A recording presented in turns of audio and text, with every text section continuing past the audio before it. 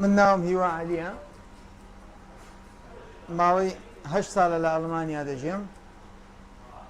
لە 2015 هاتمەوە بۆ وڵاتی ئەڵمانیا خەڵکی کەرکووکم ماوەی 25 ساڵە کەباب چیم مەطعەمی باوکمە بوو هەر لێوێ فێری کەباب بوو لێرە ڕۆژانە ئیش و کاری خۆمانەکەین و کەبابشمان لەم مقاتعەیە لەم هەرێمە بەناوبانگە و ئەوەی خواردوێتی هاتووەتەوە بۆ لامان و زیاتر مشتەرەکانمان عەرەب و کوردە خەڵکی بیانیش دێ بۆ لامان سەردانمانەکە بەڵام زۆربەی عەرەب و کوردە جیاوازی کەبابی ئێرە و کوردستان وەستا بە دەرەجەیەک دەوری هەیە دوو گۆشت دەوری هەیە سێ لای خۆمان لە وڵاتی خۆمان دنیا گەرمە لە ئەوروپا دنیا ساردە کە ساردی ئێرە وایەکە ئەو حیوانە چەوری کەم بێ سەرماکە چکە هۆی سەرماکەیە لای خۆمان حیوان دایمە جەوەکەی جەوێکی خۆشە گەرمە ئەو حیوانە چەورە بێ بەڵام لە ئەوروپا چووکە بە حکمی جەوەکەیان ساردە ئەو حیوانە دونجی نییە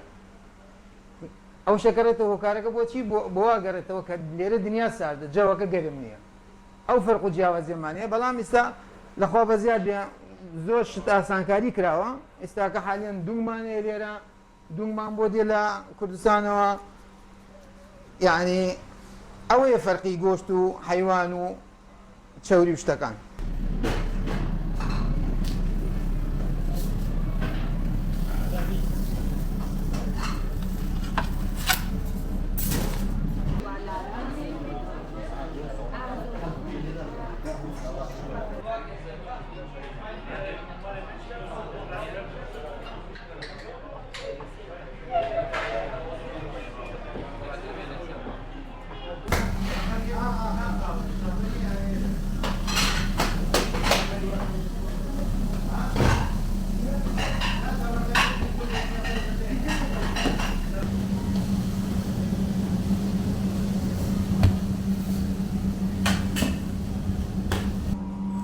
اسمەتین زۆخۆلی من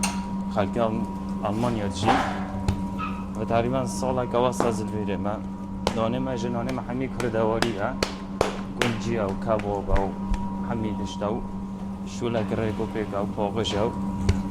هەمی نەفسی کوردستانە شولچۆ کوردستانە دێتکردن لێرێژە نەفسی کوردستانە ئۆرە ئۆڕە هەمی تش بۆیە و هەمی تش نەفسی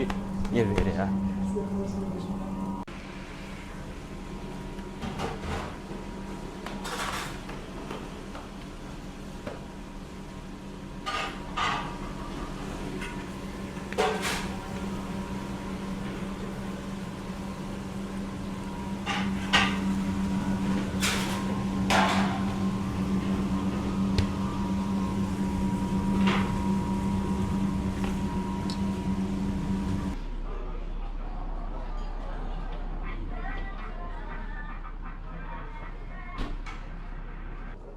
ئێمێستەکە لە وڵاتێکی جیاوازی نودورین لە وڵاتی خۆمانەوە یعنی لە ڕۆژانی چۆنڵێ فایەتاکە کە ئیش و کارمان نییە تراوە بەلامانەوە خۆشەوە خۆمانەی ئێرە خوانێکی کوردیە خۆی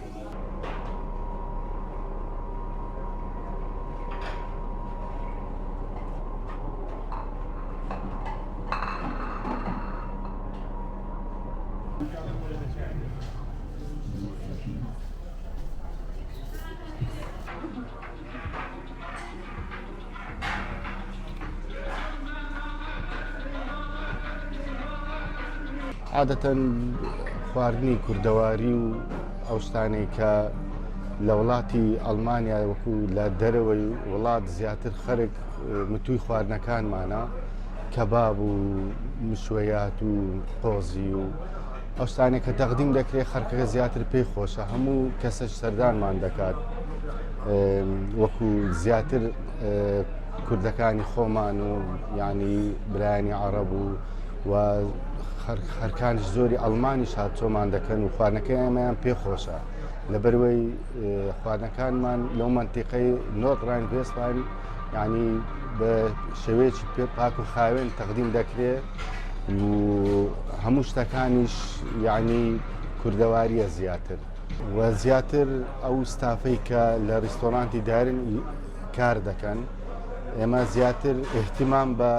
کوردەکانی خۆمان دەدەین یعنی هەر لە شێفی خواردنەکان هەر لە کەبابچی هەر لە کێلنەر جەماعەتی ساڵەی زیاتر ئەمە احتیمام بە هەتا کوردی خۆمان هەبیتن خەڵکانی کە یعنی وەرناگرن زیاتر حەزمان لێیە کوردەکان ئیستفادە بکەن.